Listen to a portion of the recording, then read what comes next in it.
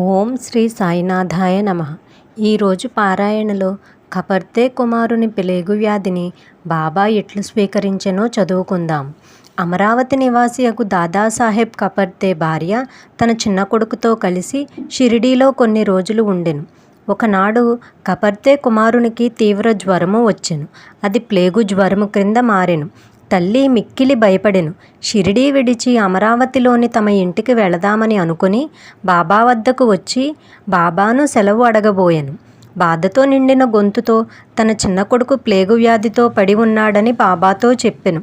బాబా ఆమెతో దయతో మృదువుగా ఇట్లనెను, ప్రస్తుతము ఆకాశము మబ్బుపట్టి ఉన్నది. కొద్దిసేపటిలో మబ్బులు అన్నీయూ చెదిరిపోయి ఆకాశము నిర్మలమగును.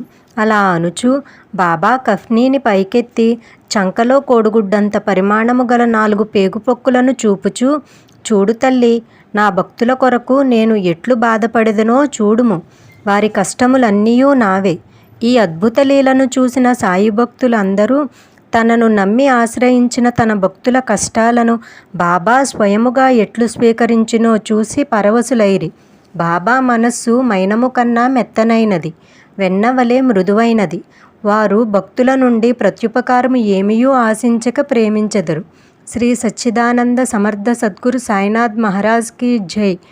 ఓం సాయిరామ్, ఓం సాయిరామ్, ఓం సాయిరామ్.